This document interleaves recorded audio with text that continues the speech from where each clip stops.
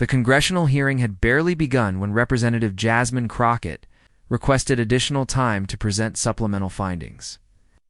The room, initially calm and procedural, suddenly tensed as she pulled out a slim black folder marked "Confidential Committee Review Only." Members of the press leaned forward. Senator Tim Scott sat poised across the panel, unaware that what was about to unfold would rock not only the chamber, but the entire political arena. Crockett's expression was controlled, but the fire in her eyes was unmistakable. "I come here not with opinion," she began, "but with receipts, and what you're about to hear cannot be unheard." Crockett outlined a timeline of events connecting Scott's recent policy endorsements with a series of undisclosed private consultations involving corporate lobbying firms. While these firms had never appeared in public disclosures, Crockett's investigation revealed they had donated millions toward PACs aligned with Scott's campaign vision. "We are not here to accuse," she said. "We are here to expose. And what we found is a carefully hidden political machinery at work. One that uses words like unity and opportunity as cover for silent deals and targeted rollbacks of protections." The murmurs in the chamber grew louder, disbelief slowly turning into unease.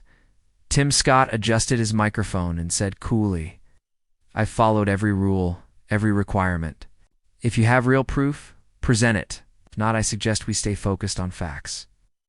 Without missing a beat, Crockett opened the folder and began reading aloud from internal memos emails. Between policy strategists that directly referenced Scott's upcoming bills and how to subtly tailor the language for corporate acceptance, she continued, "This is not speculation. These are your partners, senators speaking openly about shaping legislation behind closed doors." The room was stunned. Even the committee chair leaned forward, its expression unreadable. Screens lit up across the room as Crockett's team projected excerpts of these emails. One in particular stood out. "TS is on board, just wants to make sure the messaging doesn't raise alarms in public hearings." The initials were clear, the implication even clearer. Tim Scott's face remained calm, but a single frown line deepened. "I can't speak to anonymous documents," he responded, but Crockett wasn't done. She brought up travel logs, campaign schedules, and footage from undisclosed meetings with lobbyist groups, all pointing to a pattern that was impossible to ignore. "We followed the money. It led right back to your office." The gallery audience, usually composed of interns and journalists, was now hanging on every word. Social media began to explode as snippets of the live hearing made their way online. Hashtags like #CrockettExposes and #ShadowAgenda began trending. Still Crockett kept her voice even and her tone professional. "This isn't about taking down a colleague," she said. "It's about pulling back the curtain on politics dressed in polished rhetoric. We deserve leaders whose public values match their private decisions." Tim Scott tried to interrupt, but the chair allowed Crockett to continue uninterrupted. For her allotted time, she then unveiled one final document, a strategy draft from a think tank with close ties to Scott's advisory team. The document detailed a multi-phase plan to reduce federal oversight on corporate labor violations, starting with soft reforms and followed by cultural alignment campaigns designed to win over moderate voters. "This is your hidden agenda," Crockett said. "You've dressed it in the language of progress, but its outcome is regression. And that is the truth the American people deserve to know." Gasps filled the chamber. Tim Scott now leaned back, his earlier composure slowly eroding under the weight of mounting evidence. Scott's allies on the committee attempted to pivot, arguing that the information had been taken out of context. Crockett responded with clarity. "Context?" she asked. "The context is this. Behind every opportunity zone you push, there are communities being exploited under the table, communities that will never see the prosperity your bills promise." Her words cut deep. She continued, "I'm not here to grandstand. I'm here because silence would make me complicit. If you cannot refute the facts, don't discredit the messenger." The audience burst into quiet applause before being silenced by the gavel. Tim Scott finally addressed the documents directly. "These are drafts, unofficial. Many never left the strategy stage. You're using hypotheticals as weapons." Crockett replied, "Intent matters. Even unpassed plans reveal direction. If your compass points toward enrichment for the few and camouflage for the rest, the public deserves to know where you're headed before you arrive. Reporters in the back furiously typed as Crockett's language dominated the hearing.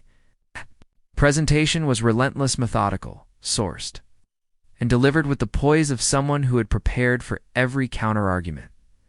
The hearing adjourned for a recess, but the firestorm outside the chamber had only just begun. Pundits on major news outlets scrambled to analyze what they'd just witnessed. Tim Scott's office released a brief statement denying any wrongdoing and accusing Crockett of orchestrating a political stunt.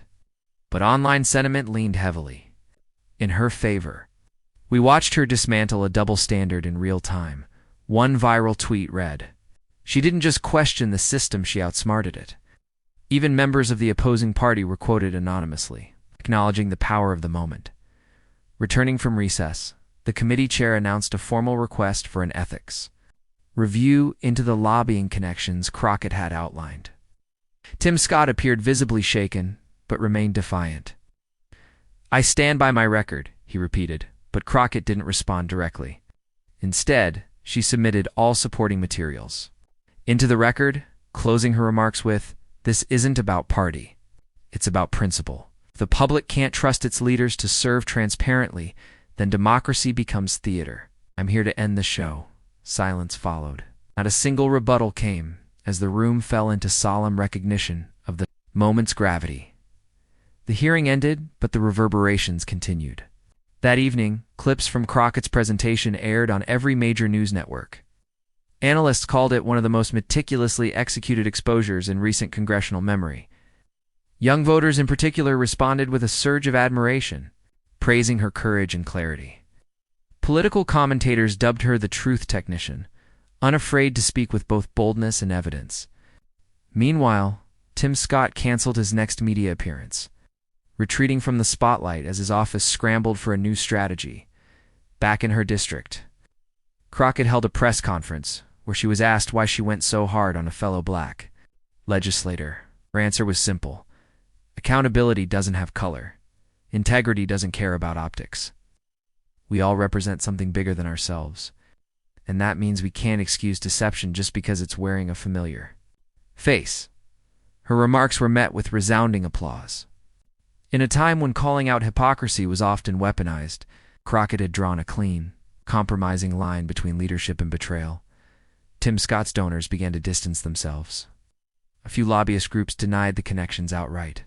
But public records told a different story. Calls for transparency legislation gained momentum. Several members of Congress introduced bills requiring deeper financial disclosures from senators and their advisory teams. Crockett signed on as co-author, stating, "Sunlight disinfects. If you're afraid of the light, maybe you shouldn't be leading." Her words reverberated in op-eds and university lectures alike, framing her not just as a firebrand, but as a reformer with both message and method. The fallout reached campaign trails. Scott's polling numbers dipped, particularly among independent voters. Meanwhile, Crockett's national profile surged. Still, she refused to indulge the media frenzy. "This was never about clout," she repeated in an interview. "This was about truth and making sure it still matters in our democracy." Her restraint earned her respect, even among skeptical critics. When asked if she had any personal animosity toward Scott, she replied, "None, but I do have a problem with agendas that hide behind polished speeches and carefully posed smiles." In private conversations, several junior lawmakers reached out to Crockett, thanking her for setting an example. "You reminded us we can lead without selling out," one message read. She later mentioned, "If truth becomes unpopular in these halls, then we've already lost the republic." Her office became a hub for legislative staffers hoping to learn how to build airtight oversight frameworks. Crockett encouraged transparency, mentorship, and hard documentation. "Receipts matter," she told them. "Passion without proof is noise. Passion with proof is power." A few weeks later, Tim Scott returned to the Senate floor, noticeably more reserved. Though he denied any wrongdoing, he quietly withdrew his sponsorship from two controversial bills Crockett had referenced. Reporters noticed the move, but Scott gave no formal explanation. Meanwhile, Crockett kept pushing her new initiatives, anti-lobbying, reform, ethics, accountability, and whistleblower protection. Her legislation drew bipartisan interest, signaling that her influence extended beyond spectacle into substance. Student groups began organizing Crockett forums, where young leaders dissected political narratives and learned how to hold public servants accountable. Her hearing performance became required viewing in some civics classes. Professors cited her as a modern archetype of democratic responsibility, evidence that,